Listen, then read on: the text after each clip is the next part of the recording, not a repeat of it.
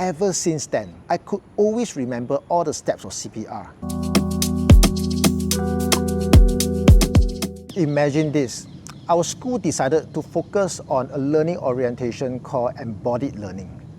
And we have to incorporate that into our lessons. Upon hearing that, we were all very frustrated, as if nobody cared about how busy we already were. We really don't have time to think about how to apply embodied learning in our lessons. Actually, frustration and resistance are signs of cognitive overload. It's not because we didn't like improvement, but cognitive overload can trigger a fight or flight response in us. If you want to stay motivated, we need to reduce our cognitive load. So how can we do that? First, we need to believe that the concept will work. One way is to recall a time when embodied learning helped us learn better. For me, it was learning to do CPR. For a very long time, I could never remember the steps of CPR. No matter how many first aid courses I went to, I would always forget the steps after that. But once I saw a road accident, and I had to do CPR on the casualty. Because a life was at stake, I was very stressed. But the bystanders around me motivated me. And with the guidance from the paramedic, I put in all my effort. Ever since then, I could always remember all the steps of CPR. That experience made me realize immersive experiences can actually make learning stick. That is why I believe in embodied learning.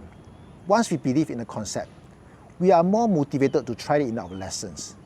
But doing too much too soon can still give us cognitive overload, and that will still make us unmotivated. As such, we need to start easy. One way is to do something that we have already done before.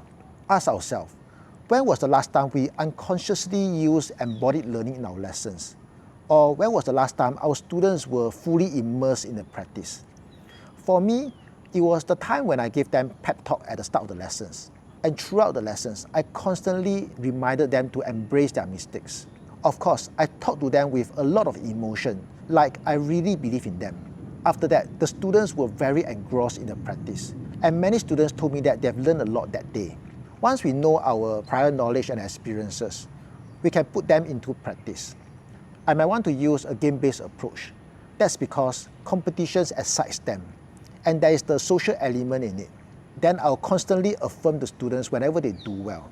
But even with that, we might still find it challenging. To avoid cognitive overload, break it down further. Do something simple so that we can practice it again and again. For example, we may just want to make our instructions more convincing, or we may just want to tell stories to the students. These actions may seem small, but they will definitely help with making the experiences more immersive. Cognitive overload can make us give up very easily. Nobody is going to break down a complex concept for us, and nobody is going to make us believe in it. We have to do it ourselves.